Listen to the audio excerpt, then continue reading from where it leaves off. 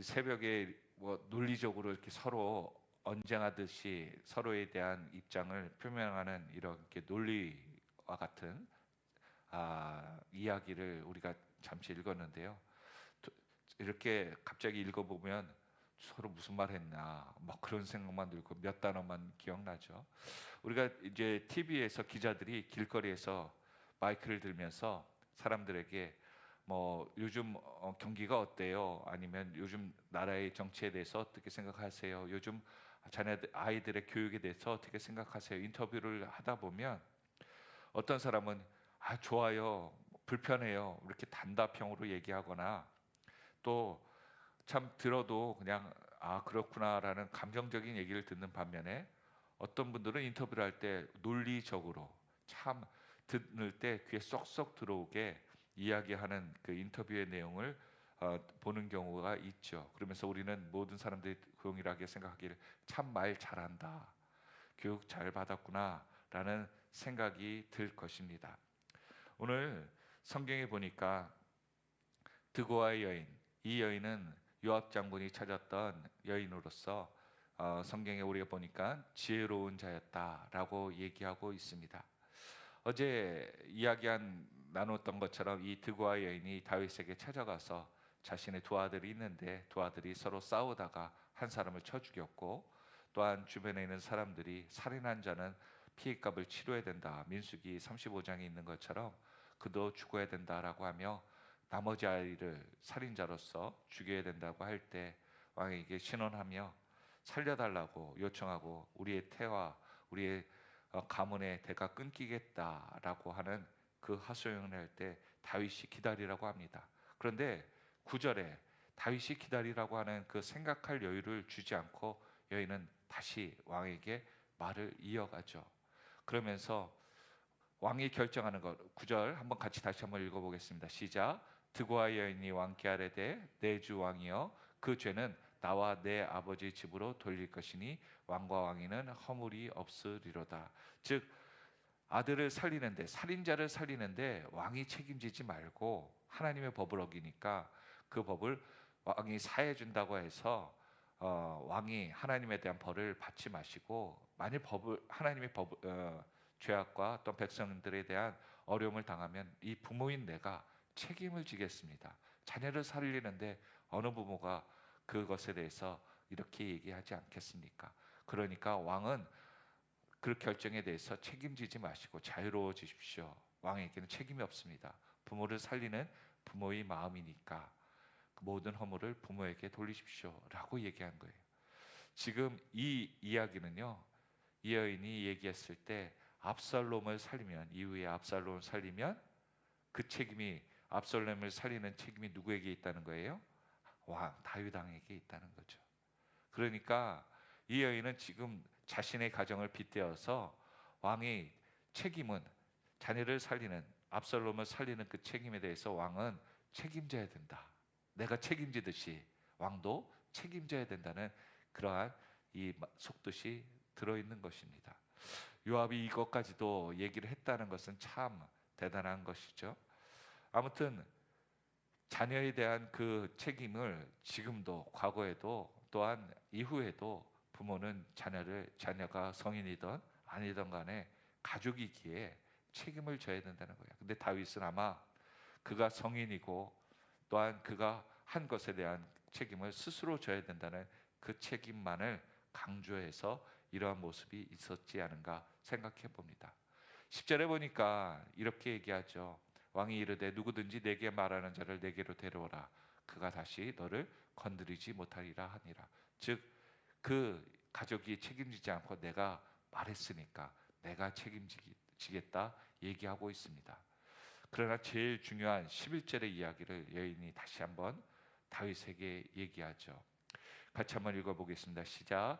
여인이 이르되 청하건대 왕은 왕의 하나님 여호와를 기억하사 원수 갚는 자가 더 죽이지 못하게 하옵소서. 내 아들을 죽일까 두렵나이다 하니 왕이 이르되 여호와께서 살아계심을 두고 맹세하노니 내 아들이 머리카락 하나도 땅에 떨어지지 아니하리라 하니라. 어제 말씀드렸던 것처럼 여호수아에게 기브온 족속이 찾아와서 거짓되게 화친을 요청했을 때 여호수아는 하나님께 묻지 아니하고 성급하게 감정에 불쌍함에 동정심에 그들을 받아들이죠. 다윗도 이 여인의 이 과부와 또한 가정에 대한 대가 끊긴다는 그 하소연에 인간의 감정으로 인해서 쉽게 판단력이 흐트러져서 성급한 맹세와 판단을 내리게 됩니다. 오늘 저와 여러분에게 하나님의 말씀을 믿지 않고요, 하나님의 분별력이 우리의 삶을 주장하지 않으면 항상 우리가 이렇게 조급하게 판단하는 것 같아요. 그래서 우리가 결정할 때도 항상 하나님께 한 번만 더 물어봐도 우리가 이러한 결말을 맺지 않았을 텐데, 우리가 하나님께 더 한마디 더 물어보고 말을 했더라면 이러한 인간관계가 흐트러지지 않았을 텐데, 이런 결정이 안 되었을 텐데 라고 생각하는데, 오늘 다윗은 그러한 실수를 하게 됩니다. 그런데 왜 이러한 일들이 다윗의 약점에 있었는가 보니까 11절 우리가 처음에 보는 것처럼 왕은 왕의 하나님 여호와를 기억하사. 이 여인이 참 지혜롭다고 하는데 간교한 것은요, 다윗 왕이 무엇을 결정할 때 하나님 이름만 같이 들먹이면 다윗은 꾹뻑 넘어가는 거예요. 생각에 딱 멈추고 하나님의 이름이 딱 나오면 하나님 그럼 그거 해야 돼, 이런 생각이 다윗에게 있었다는 것을 요압 장군이 알고 있었던 것 같습니다. 그러니까 이 여인은 이후에도 나오지만 하나님께서 당신이 보는 하나님의 천사 사람입니다 라고 하면서 자꾸 하나님의 이름을 들먹이면서 다윗이 하나님께 묻지 못하고 인간적인 판단과 또한 그에 대한 그 결정이 하나님이 함께 하신 거라는 이러한 속임의 말을 하게 되죠. 아까 얘기한 것처럼 이 간교한 자라고 얘기가 나왔잖아요. 세상이 볼 땐 지혜롭고 다윗에 대해서 마음을 움직였던 지혜인 것 같지만, 우리가 볼 때 믿음으로써 더 다윗 왕에 대한 그 모습에 대해 왕을 속일 수 있을 정도의 내용이었다면 지혜로운 것이 아니라, 세상은 지혜로울지 모르겠지만 우리가 보기에는 간교한 것 같습니다. 아무튼 이 여인은 하나님을 들먹이면서 왕에게 그 이야기를 했을 때 왕은 자신이 누구를 통하여서 여호와께 살아계심을 두고 맹세한다는 그러한 말도 안 되는 이야기를 하죠. 결국 이 맹세가 어떤 일을 일어납니까? 그 뒤에 내 아들이 머리카락 하나도 땅에 떨어지지 아니하며 그것을 내가 책임지겠다, 인간적인 약속을 합니다. 그런데 결국 압살롬은 어떻게 됩니까? 결국 자신이 자랑하던 머리카락이 나뭇가지에 걸려서 죽임을 당하죠. 자신이 남의 자녀를 챙기겠다고 주장하고 있었던데 그 아들이, 그 당신이 지킬 수 있다는 그 아들이 압살롬입니다 라고 얘기했던 그 아들을 결국은 하나님의 사심을 가지고 맹세하였지만 인간적인 약속이었기에 그것은 지켜지지 않더랍니다. 오늘 우리의 삶 가운데 우리 주변에도 이러한 일들이 있죠. 너 교회 다니잖아, 너 하나님 믿는다면서 용서해야 되고 사랑해야 되지 않아? 라고 얘기하며 자꾸 우리의 신앙과 믿음과 우리 근본을 건드리면서 우리가 판단하는 것을 바르게 판단하지 못하는 게 하는 그러한 세상의 방법들이 있다는 것을 우리는 기억해야 될 것입니다. 사단이 뱀을 통해서 유혹을 할 때 하나님이 먹지 말라고 그랬어, 보지 말라고 그랬어, 만지지 말라고 그랬어, 이렇게 하나님의 말씀을 가지고 유혹하는 겁니다. 예수님께서 40일 금식하셨을 때도 사단은, 마귀는 찾아와서 예수님을 유혹할 때 하나님 말씀 가지고 유혹을 했거든요. 결국 우리가 하나님 말씀 가운데 바로 분별하지 못하면 항상 하나님의 이 말씀을 가지고 또한 우리의 존재를 가지고 유혹에 넘어가거나 판단력을, 잘못된 판단을 하는 경우가 있음을 우리는 깨달아야 될 것 같습니다. 그래서 우리는 어떤 판단할 때 쉽게 결정과 판단을 내리지 말고 다시 한번 하나님께 묻고 시간을 가질 필요가 있죠. 여러분, 빨리 결정해야 될 것도 있습니다. 또한 시간을 두고 결정해야 될 것도 있습니다. 그러나 대부분 많은 그 연구학자들이 세상의 것들을 판단해서 연구 결과를 냈는데, 빨리 판단해서 얻는 것보다 한 번 더 생각해서 결정한 것이 더 유익인 것을 많이 많이 얘기하고 있죠.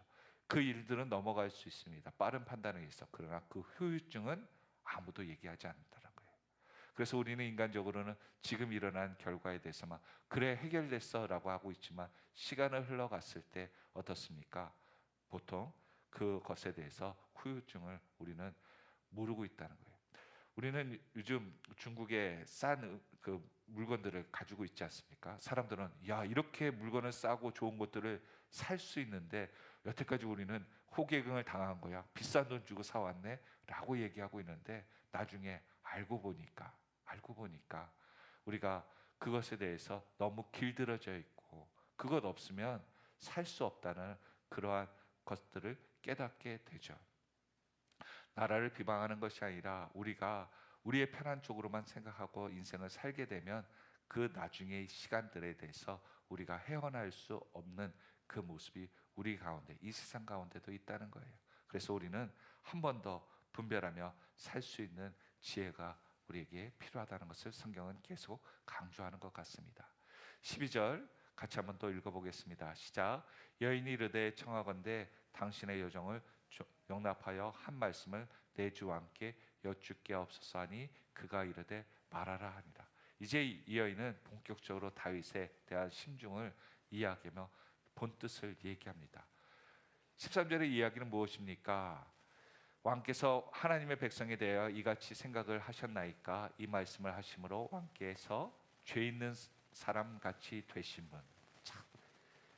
참 어려운 단어를 쓰고 있습니다. 왕께서 죄 있는 사람 같이 되심은.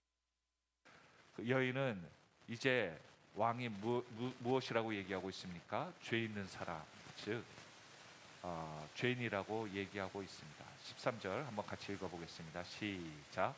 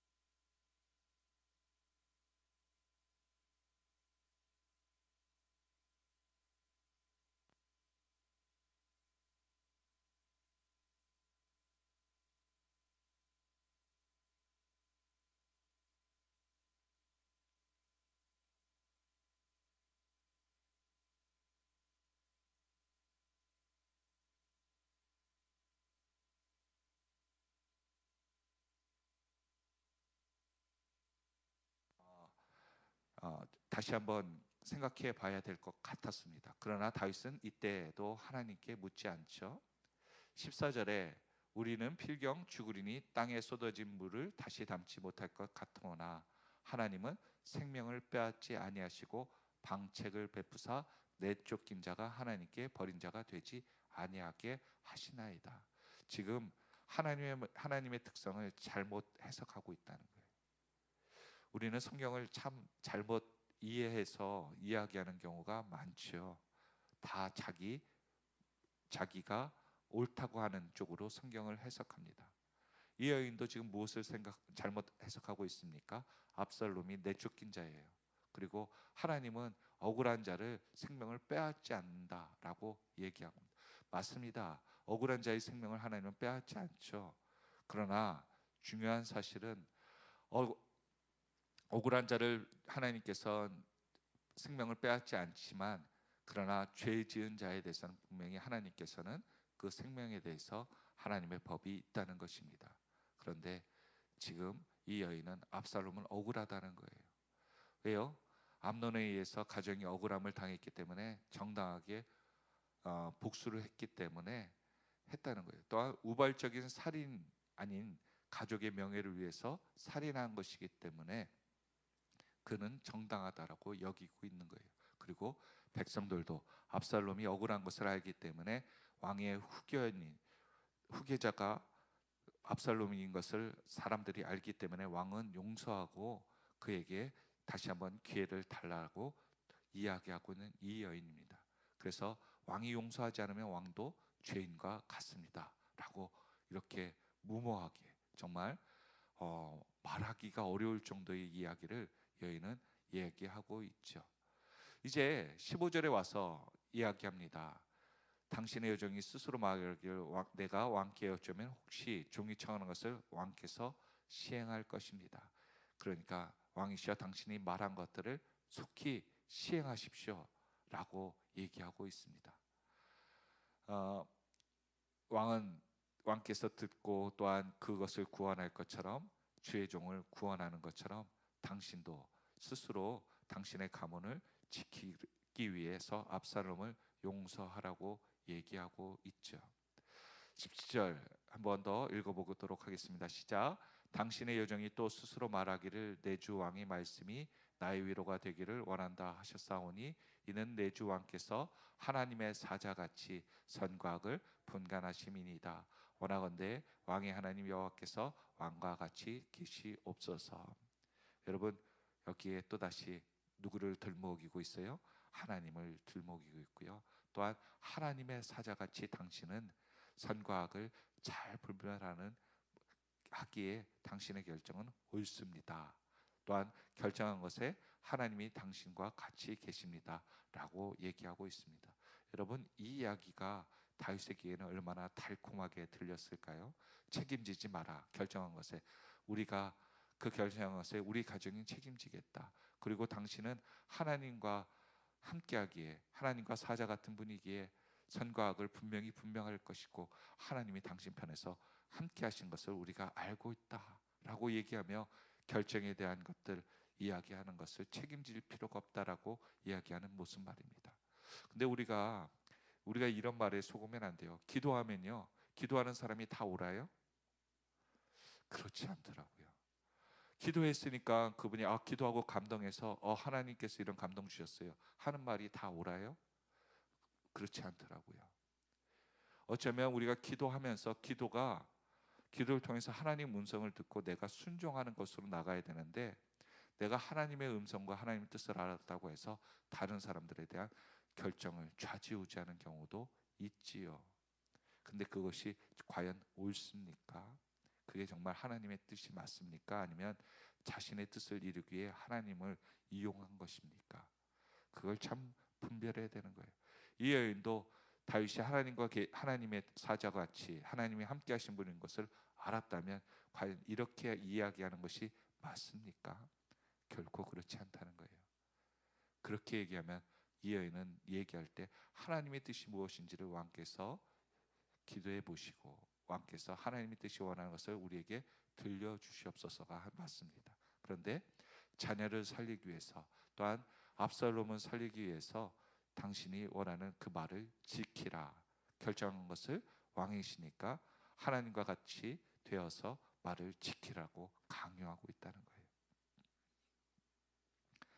우리의 삶은 우리가 말한 것을 지키는 데 목적이 있지 않고요. 다윗이 왕궁을 지으려고 했을 때 하나님께서 나단 선지자의 꿈에 나타나서 그의 뜻과 하나님께서 그 마음을 바꾸신 것처럼 우리의 삶 가운데도요, 우리의 환경 가운데 다시 한번 하나님께 물어 우리가 결정을 할지라도 하나님이 아니라고 한다면 우리의 뜻을 바꿀 수 있기를 바랍니다. 내가 투자한 것이 얼마인데, 내가 명예가 있고 내가 권위가 있는데 어떻게 말한 것을 쉽게 뒤집을 수 있는가? 그럴 수 있습니다. 그것이 하나님께서 우리의 삶을 훈련시키는 방법이에요. 내 뜻대로 되는 것이 내 인생이 아니라 하나님이 뜻이기에 내 뜻이, 내 결정이 잘못되었다는 것을 인정하는 것. 그래서 부모도 지금 다윗이 이러한 일들을 벌어졌을 때 무엇을 깨달으대요? 이 여인을 통해서 그 사람을 살리겠다, 그 가정을 살리겠다가 중요한 게 아니고요, 자기의 죄를 봐야 되는 거죠. 이 모든 일들이 무엇으로부터 시작됐어요? 압살롬을 죽이지도 못하고 살리지도 못하고 그렇게 이 모든 일들을 방치하고 있었던 그 모습은 다 다윗의 죄 때문이었습니다. 다윗이 왕으로서 살인한 자, 또한 왕자로서 그것을 계획하고 우발적인 살인이 아닌 계획적인 살인을 통해서 준비했던 그 모습은요, 하나님 보시기에도 또한 백성이 보기에도 인간이 보기에도 합당하지 않은 거예요. 그런데 왕은 왕자이기 때문에, 사랑하는 자였기 때문에 다 방치해 둡니다. 왜일까요? 다윗이 기도하지 않았기 때문인 것을 우리는 보게 되죠. 오늘 저와 여러분에게도 방치한다는 것, 손을 놓고 있다는 것, 그렇다면 그 인생은요, 이렇게 사람의 말에 휩쓸리고 끌려다니는 인생과 같이 되고요, 또한 분별력 없이 잘못된 선택을 하고 잘못된 맹세와 자신의 자존심을 세워 결정함으로써 더 큰 안타까운 죄와 상처를 부를 수밖에 없다는 것을 성경은 얘기하고 있습니다. 말씀을 했습니다. 하나님께 묻지 않고 사람의 말에 의존하여 내린 결정은 더 큰 비극을 가져오는 씨앗이 되고요, 명철한 판단은 오직 하나님만을 경외하며 내릴 때 이루어진다는 것을 우리가 깨닫는 복된 하루가 되시기를 예수 그리스도의 이름으로 축원드립니다. 기도하겠습니다.